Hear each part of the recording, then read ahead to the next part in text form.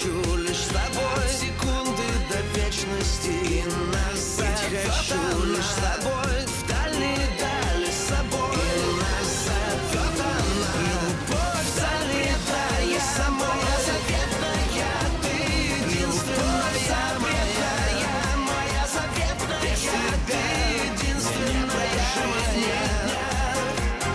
Без тебя травы клонятся, будто молятся. Я склоняюсь пред тобой, будто молятся. Я склоняюсь пред тобой. И не надо мне, и не надо мне, не надо мне судьбы другой. И не надо мне судьбы другой.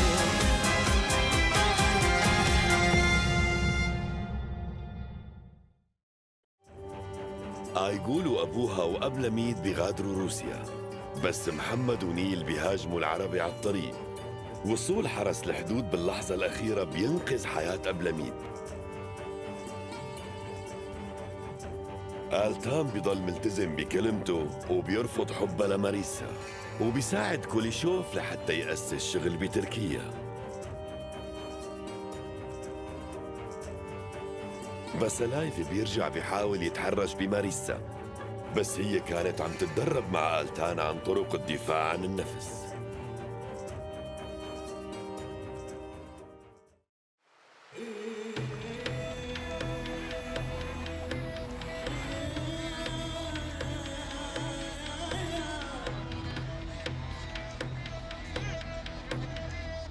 فاسيلي،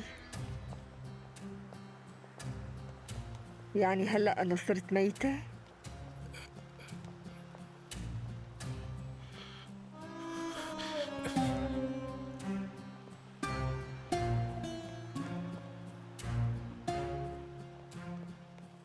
يا خانم سامحيني. ليش كذبت على آيغول وقلت لها إني ميتة؟ اضطريت كذب عليها، بعتذر. ما كان عندي خيار تاني. قالوا إنه رح يقتلوا ولادي وهددوني. غولي خان ولا حدا غيره؟ ما بعرف مين، بس وصلتني رسالة من مجهول. وأنت خفت من رسالة مو معروفة من شخص ما بتعرفه أصلاً؟ لا تلوميني يا خانم، بس يصير عندك أولاد أكيد رح تفهميني، وبتعرفي ليش هيك عملت. بس هالشي رح يضل برقبتك. شو مشان العرس؟ آيغول وأبوها راحوا على روسيا لعند مصطفى وغولي خان. بشكورت بيك بعد خبر إنهم قريباً راجعين. شو قلت؟ معناها رح يعملوا العرس. رح ينعمل، صح. يا خانم، أنا كيف بقدر ساعدك؟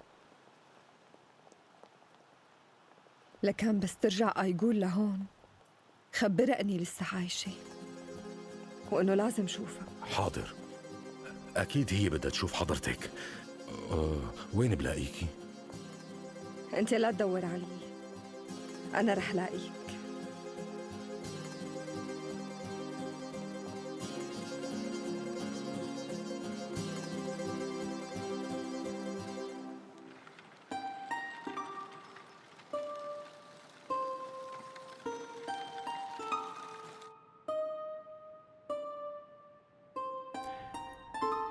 امبارح بالليل وين كنتي حتى رجعتي متأخرة؟ وليش لحتى تستجوبني؟ أنت مانك زوجي. مو لأني زوجك، بس كل مشاكلك أنا يلي عم طالعك منها، ولهيك قلقان. شكراً كتير على هالشي، بس لا تشغل بالك.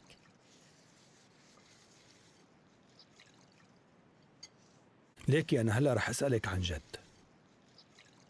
تتزوجيني؟ أوه يور ملاهي، مو هي المشكلة. أنا بعرف إنه أنت ما في أحسن منك، بس القلب ما يهوى. قلت بما أنه أنا وأنتي عايشين تحت سقف واحد وعم نهتم كتير ببعضنا، يمكن يزبط معنا هذا الموضوع.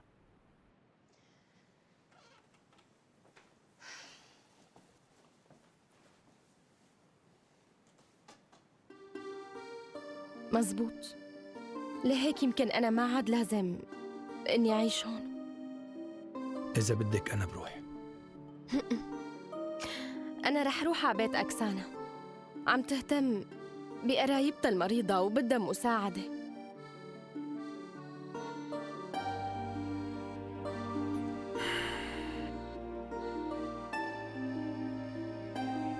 ساوي اللي بدك إياه.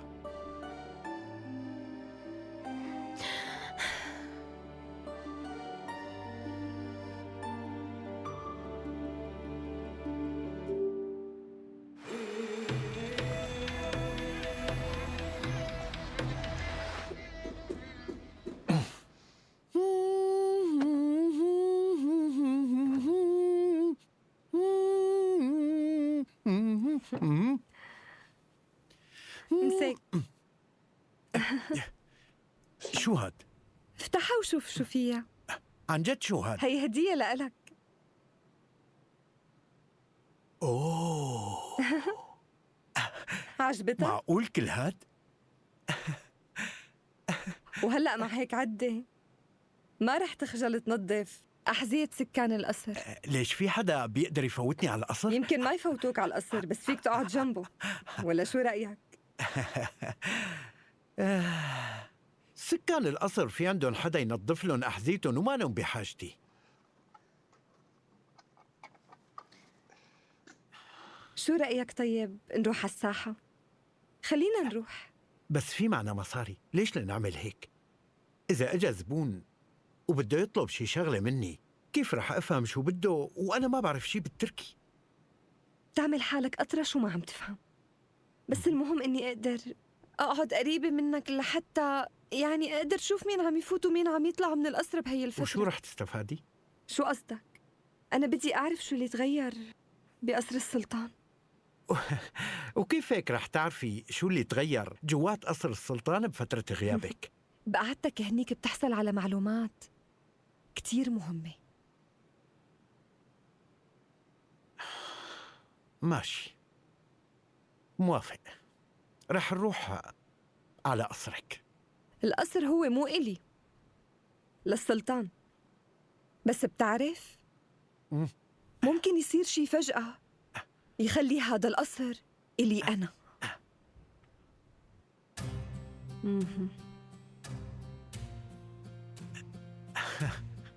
مثل ما عم قلك.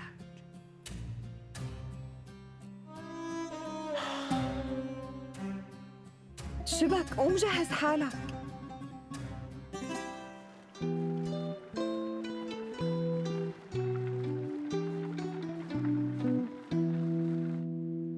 أكسانا، أكسانا،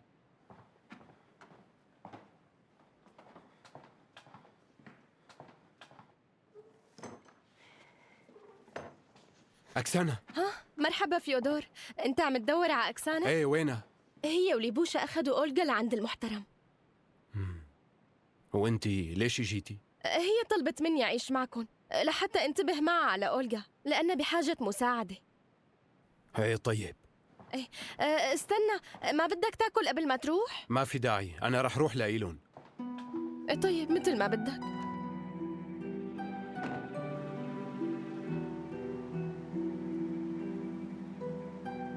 لا تقلقي، بنتك ليديا رح تطيب، وصدقيني هي رح تكون مبسوطة. وحياتها الزوجية حتكون منيحة؟ لأنه الزواج ما بيعني إنها مثل ما بدها رح تكون، رح تتعود. في ناس بتعيش المعاناة، بتعاني بس بتعيش لأنه هي هيك بدها. وإذا الإنسان قرر يعيش هالمعاناة فهو اللي لازم يتحمل هاي النتائج.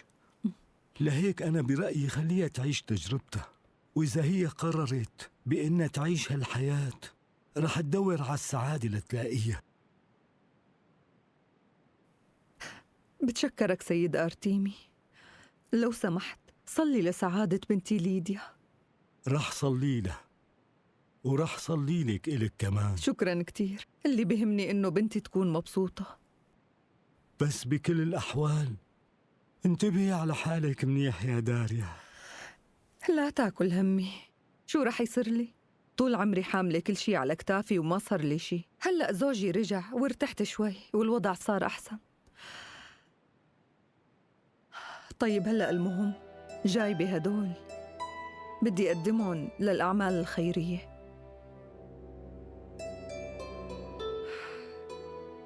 شكراً يا محترم.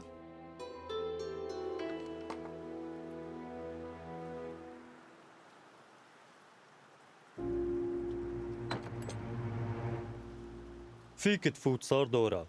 لبوشا شو؟ طلعي، مو هي نفس هديك المرة يلي مع بنتها كانوا بدهم يموتوا ماريسا؟ ما هيك؟ هي شو عم تعمل هون؟ شو بيعرفني؟ ما بيجي لهون غير يلي عنده مصيبة. معك حق فعلا، هدول بيكون الله عم بيعاقبهم على هداك الذنب. تفضلوا، صار دوركم.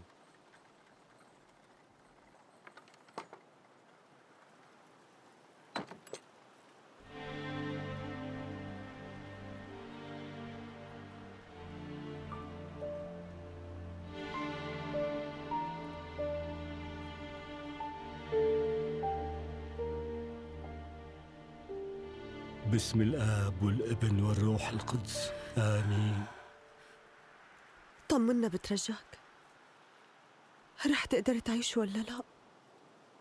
الحب هو الحل الوحيد. الحب رح يعيشها أو يموتها. وأنا شو بساوي يعني؟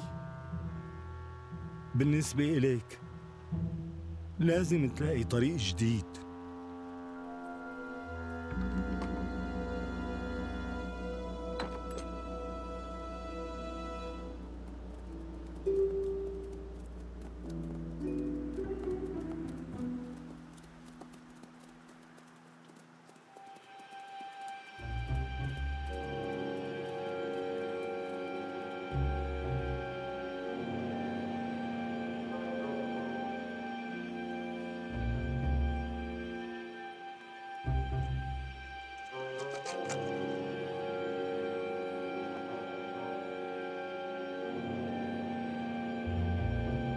واقف.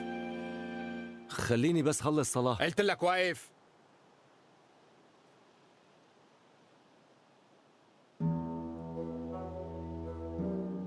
شو في معك؟ ولا شي. امشي.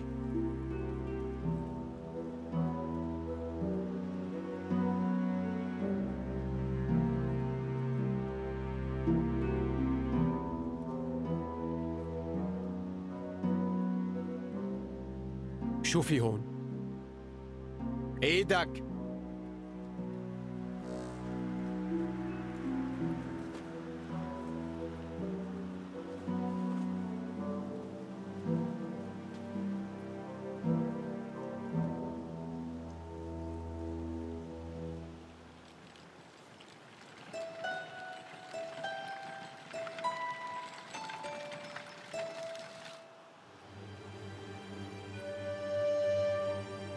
مكتوب لأولجا.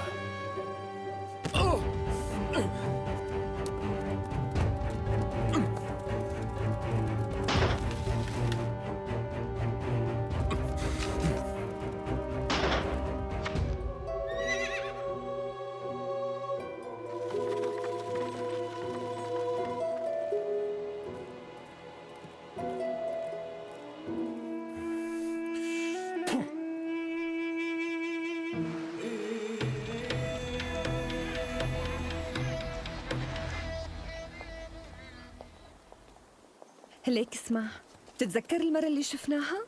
هي اسمها الست دينيس، بتكون أخت مولانا السلطان، وهي المسؤولة عن كل الحرم لي. أنا بس بدي أفهم منك شغلة واحدة، أنت من وين عرفتي إنه هي؟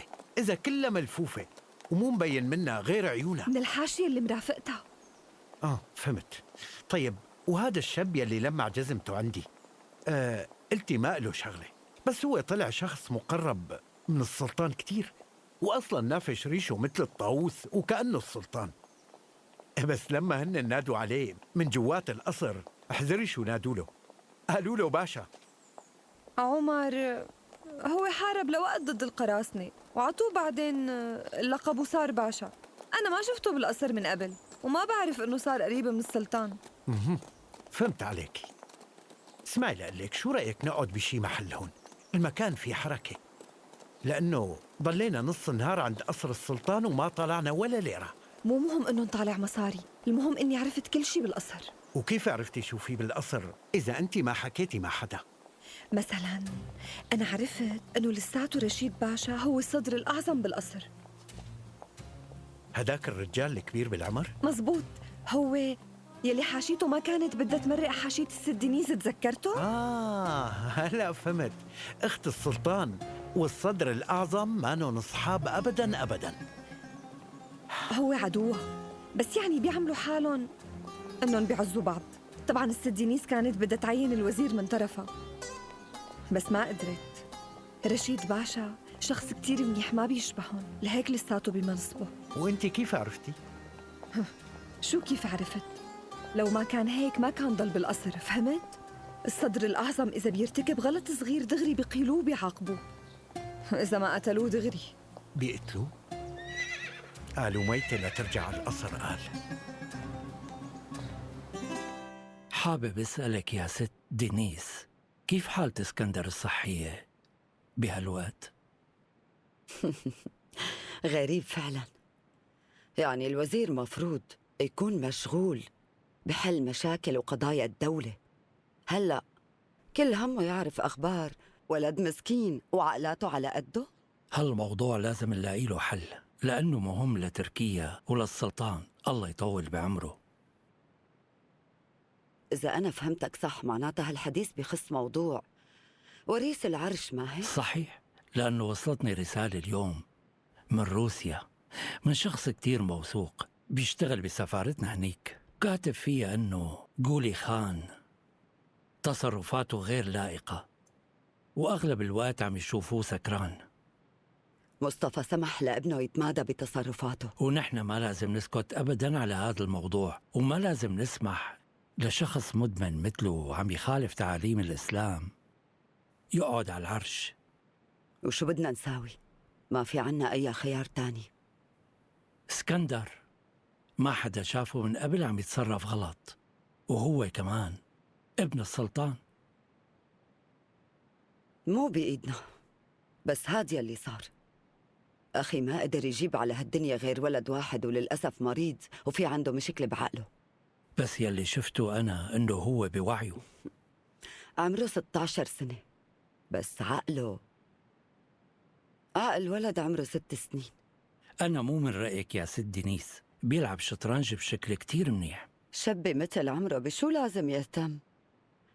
مو لازم يشغل باله بهالمرحلة بالتفكير بالجنس الآخر، صح؟ وهو ما بيهمه أي شي غير إنه يلعب شطرنج. شو ممكن نستنى من ابن وحدة جارية؟ حتى أمه مانا الزوجة الأصلية، مولود من وحدة جارية. يمكن موت أمه بهالطريقة هو اللي أثر على عقله.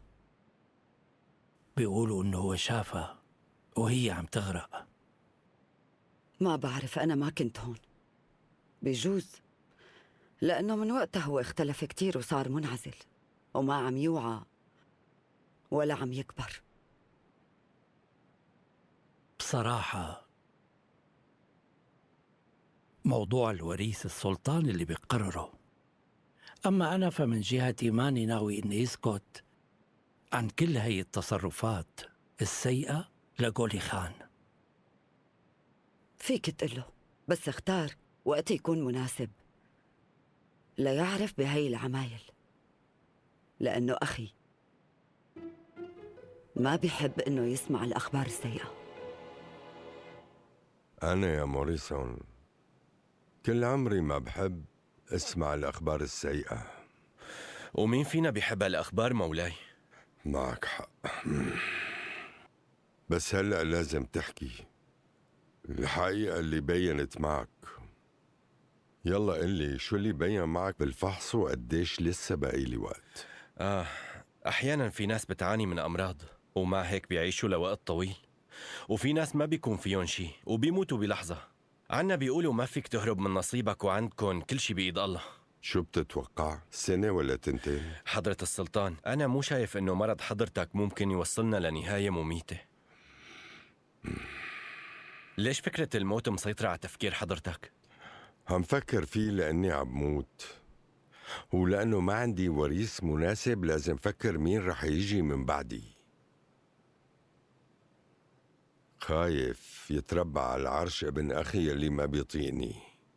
أنا رافض الفكرة لأنه ابن أخي جولي خان بده يمشي هون القوانين الأجنبية، وأنت بتعرف شو معنى هذا الشيء. نهاية إمبراطوريتنا العظيمة.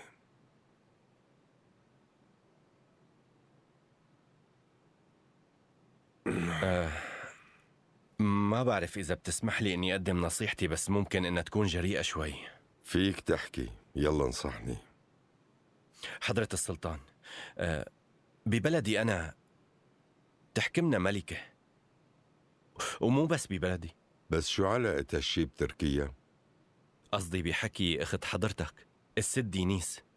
هي شخصية حكيمة وحازمة، وحسب اللي بعرفه إنه ما في عندها أي مشكلة صحية. يعني بدك تقول إنه مرة تحكم تركيا؟ صاير شي لعقلك يا موريسون؟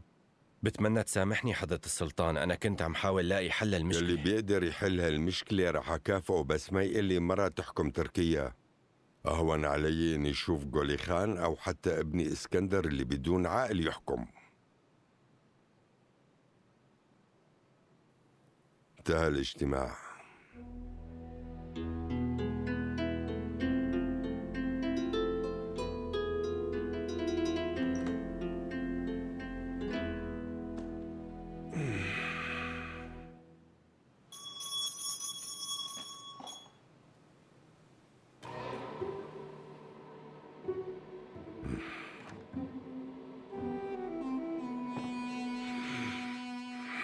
ساعدني، بدي ألبس ثيابي.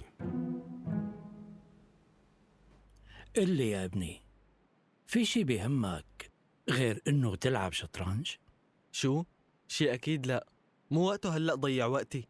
أنا هلأ لازم أتعلم لعبة الشطرنج على أصولها. بعدين أنا اللي بتوقعه إنه يلي بيقدر يفهم حكمة الشطرنج رح يفهم الحياة كلها بشكل أحسن بكتير. وأنا بعتقد إنه الله خلق كل شي بقوانين كتير محددة. قل لي طيب، تعرف شو هو المنصب يلي أنا بشغله بالدولة؟ أنت بتكون الوزير. صحيح. ويا ترى بأي قطعة بالشطرنج بتقدر تشبهني؟ شوف، إذا السلطان هو الملك هون أنت بتكون الوزير. وليش وزير؟ لأنه الملك المهم باللعبة، وبدونه بتنتهي اللعبة تماماً، مثل ما بتنتهي دولتنا بدون وجود الحاكم بالسلطة. أما الوزير عنده الإمكانية الأكبر ليصلح الوضع على الرقعة. مثلاً عندك هيك.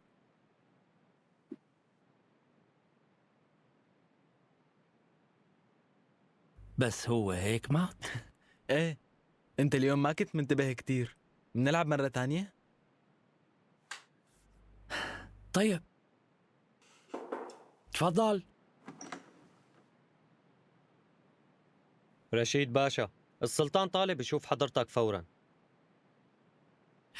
قل له جاي فورا. مثل ما لك شايف أبوك طلبني. مو مشكلة، لأنه أمور دولتنا أهم من أي لعبة. برافو عليك، أنت فهمان هذا الشيء.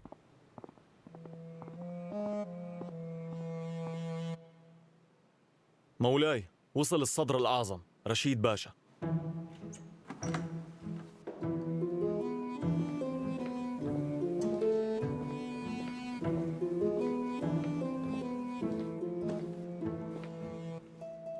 رشيد، مين عنا دكاترة بالقصر؟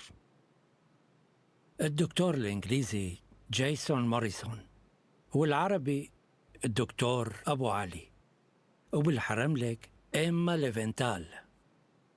هذا الإنجليزي لازم يتقلع، لأني حاسس إنه قريب كتير من أختي. مولاي اللي بتقصده قرب منا جسدياً؟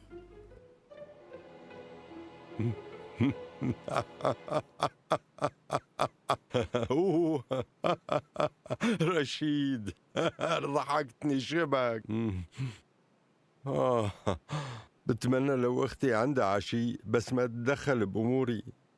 تعرف شو اللي اقترحوا علي الدكتور موريسون؟ طلب مني إنه أختي هي اللي تتولى العرش.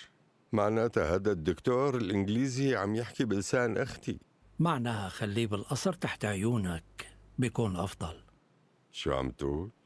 إذا في حدا عم يخطط لمؤامرات من ورا ظهرك، أحسن شي تخليه تحت مراقبتك وقدام عيونك، لأنه إذا كنت بتعرف المتآمر فيك بكل بساطة تعتبره مهزوم. هذا الكلام اللي عم تقوله كتير حكيم. بتشكرك. رح أطلب منهم يخلوا الدكتور الإنجليزي تحت المراقبة. هذا المطلوب. أعطيني إيدك لو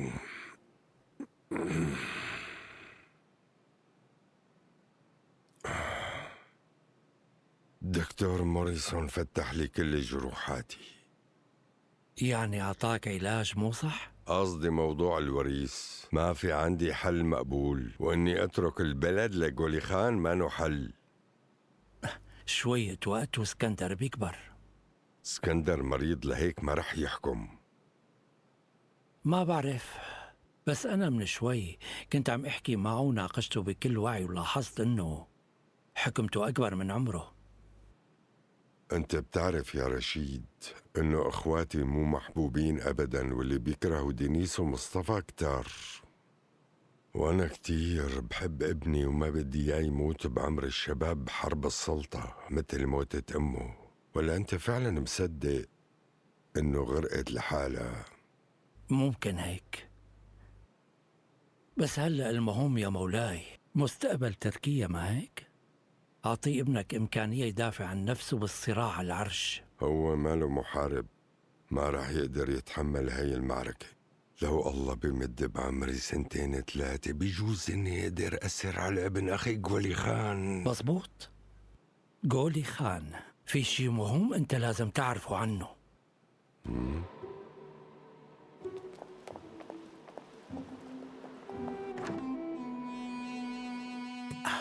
أنا هلأ رح جهز أي شي لحتى ناكله.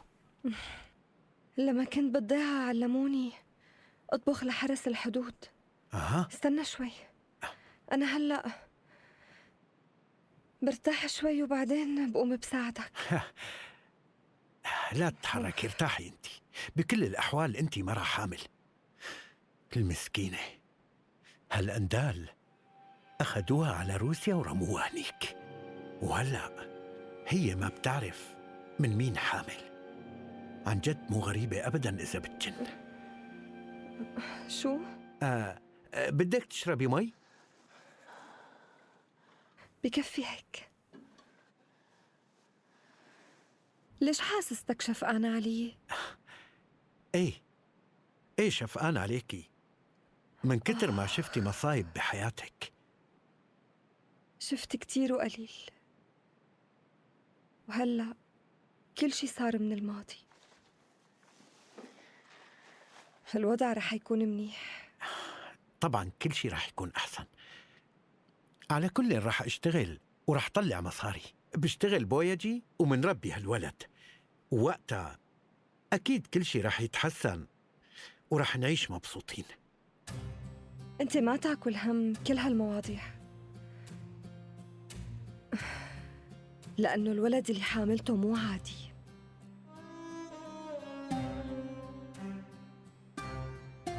هذا الطفل رح يورث العرش التركي. رح يجي هاليوم ورح يصير ابني السلطان. بس المهم إنه رح يكون سيد نص العالم.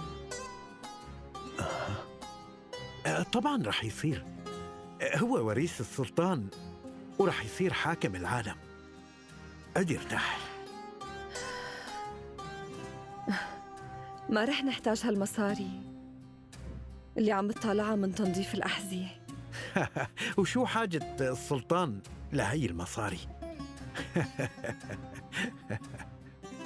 سمعت القواص، عم اطلع طلعت انت. زعيم الضيعة كان عم يراقبني وقت كنت عم صلي، بس هربت. ايوه ايه صح. وسمعت مسكولكن البضاعة صحيح؟ سألت على البضاعة ومسكوا المهربين، بس ما مسكوني. ايه واحد محتال. بالمدينة في إشاعة عن محمد يلي ما حدا قادر يمسكه. مين عم ينشرها؟ مين يعني؟ أنا. طلع عرباية. مين تركها هون؟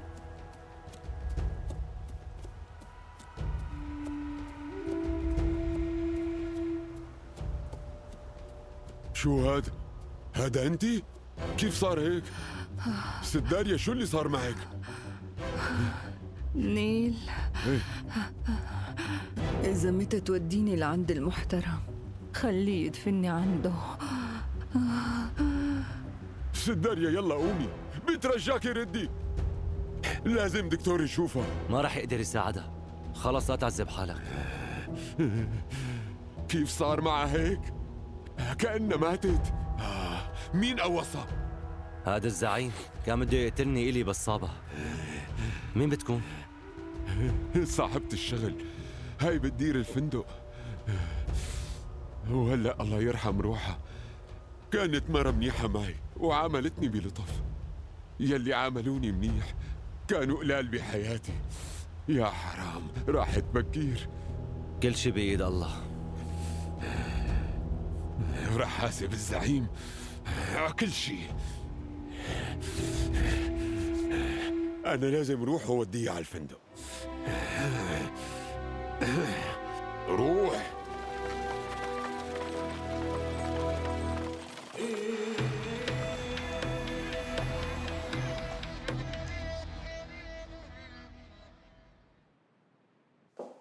ادخل. مولانا السلطان طالب يشوف حضرتك. طيب قال لك اخذ معي شطرنج؟ ما جاب أي سيرة بخصوص الشطرنج.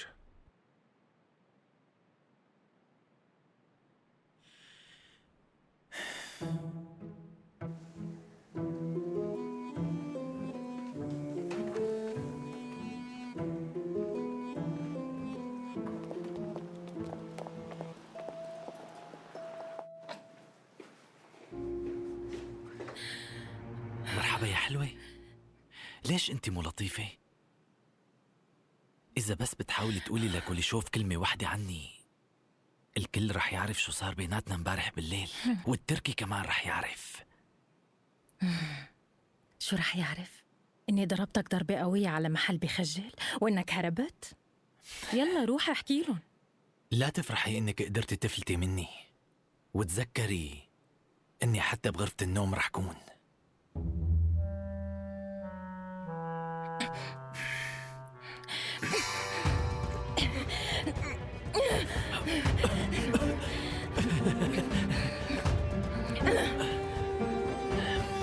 المرة الجاية ما رح أتركك لتموت.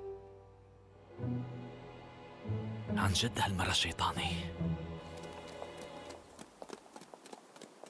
طيب فيك تقلي يا اسكندر شو الواجبات اللي بتترتب على الحاكم قدام الله بصفته السلطان؟ هو أمل وعزوة لكل المسلمين، وهو حامي هو حامي لكل الأديان. مزبوط. طيب وهو شو لازم يعمل؟ هو لازم يهتم بتحسين وضع الرعية على طول، يحكم بالعدل وبيعين الصدر الأعظم للسلطنة، وطبعا لازم يوزع الرحمة والإحسان على الفقراء وكمان على المحتاجين. طيب قلي الصفات اللي لازم تكون موجودة بالشخص اللي رح يقعد على العرش ويرثه، وأي صفة هي الأهم؟ هو الذكاء، وهو كمان مو مهم لأنه حتى السلطان إذا مو ذكي بيقدر يجمع حواليه الأذكياء. شايف مو ناقصك ذكاء يا ابني بنوب، بس قلي برأيك أي صفة هي المهمة؟ بظن لازم تكون الحزم. الحزم؟ لأنه الحاكم حازم، كمان لأنه كل واحد من المسؤولين في عنده رأيه الخاص. ايه مزبوط. والكل مقتنع بأنه الحق معه هو. معناها السلطان لازم يكون حازم بقناعته لحتى ما يسمح لحدا يغريب خطاباته وكلامه الحلو. مزبوط. قل لي يا اسكندر، أنت عندك الحزم الكافي لتكون السلطان؟ بس أنا ماني بحاجة لهذا الشيء، لأنه أنا مستحيل إني صير السلطان. شو عم تقول؟ أنا بقرر مين رح يصير السلطان، عم تفهم؟ أنت بس مو ممكن إني صير السلطان أبدا، هيك قالت لي أمي. اسكندر، حتى لو أمك قالت هذا الحكي، بس هي ماتت ومن وقتها في كتير أمور تغيرت. بس مو من زمان قالت لي هذا الحكي. اسكندر، أمك ماتت من زمان. ايه ماتت، شو بدكن؟ هي لأنه بتحبني ضلت هون وما راحت، حتى بتحكي معي لما كنت زعلان وبتعطيني كتير نصايح. أنا بعرف إنها مو موجودة، بس أنا عم أسمع صوتها على طول بإذني، ومتأكد إنها بمكان قريب. روح على غرفتك اسكندر.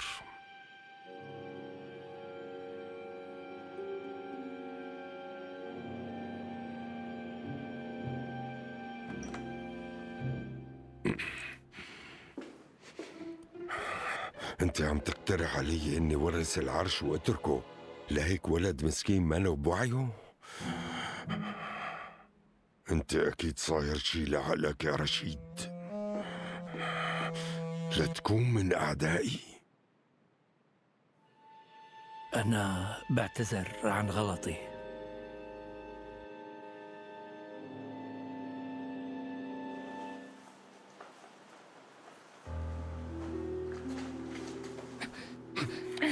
انتبهي مرة تانية.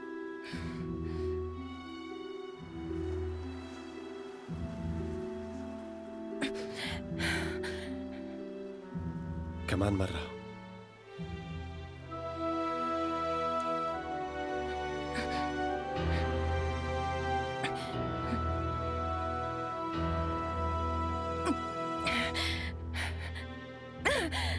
خلينا نسافر. رجعتي للقصة؟ أنا قلت لك من قبل ماريسا، بدي ضل أخدم سيدي طالما بحاجتي، بعدين بدي أخدم مصطفى، هيك أمر أستاذي. هاد كان مجرد حلم مو أكتر، ومعلمك شبع موت، وانت لهلأ خايف انك تزعله. إذا ما نفذت هالكلام ما رح كون صادق مع حالي. مو مشكلة، إذا قبلت دينك شو بتقول؟ مو هون المشكلة، فهميني. لكن وين؟ أنا انكشاري قلت لك هالحكي 1000 مرة، وقبل ما ينشال عني قسمه ما رح أقدر أتزوجك. خلص التدريب. لا، ما رح تروح. اسمعني، أنا قررت إني أتحداك. أنتِ شو؟ إيه، أنا بدي أغلبك. عم تتحديني؟ إذا أنت بتخسر بتبطل انكشاري وبيروح القسم عنك. عم تحكي عن جد؟ خايف إني فوز عليك؟ خايف تواجهني؟ موافق. أنا رح أتبارز معك، بس ما رح نتبارز للآخر. طيب إذا أنا بوقع وقتها لا، إذا دقر بالأرض أي شي عدا رجلي وبس بتكوني فزتي. اتفقنا لك.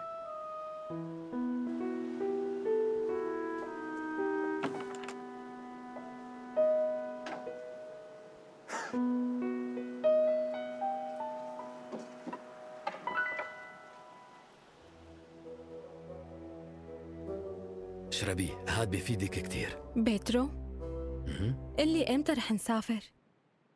الدكتور شوتاف قال انه المي بتفيدني. هو كان قصده هاي المي يلي عنا هون.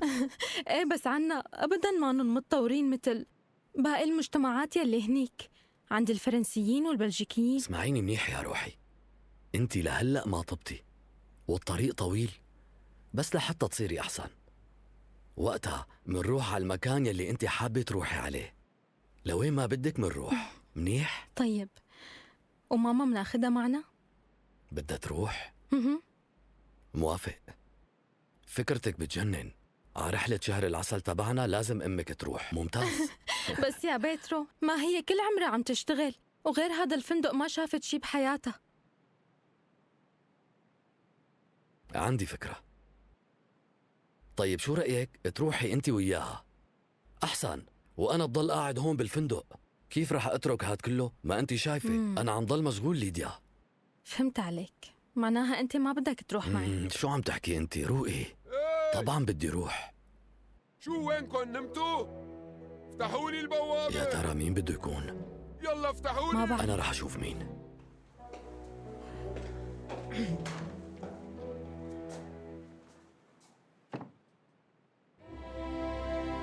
مينا جيب مي للخيل.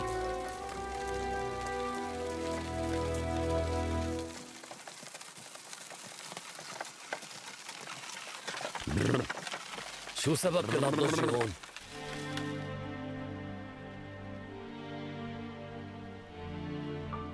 شو يلي صار؟ شبه ايش صار فيها هيك؟ هذا اللي كان ناقصنا.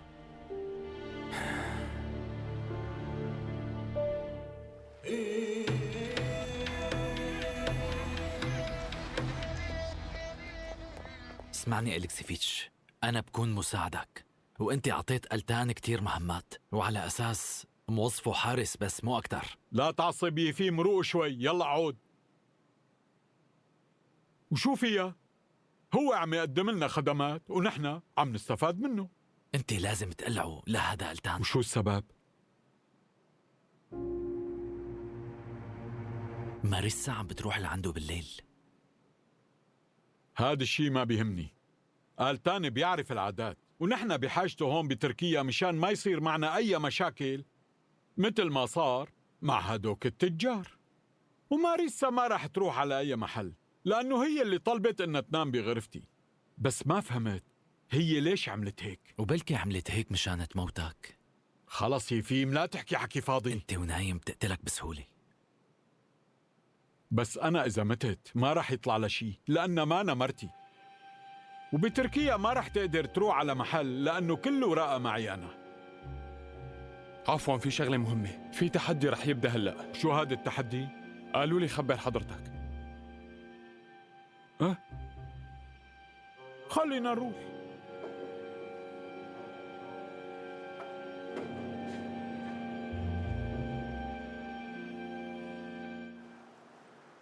ماريسا خانم تحدتني بالقتال.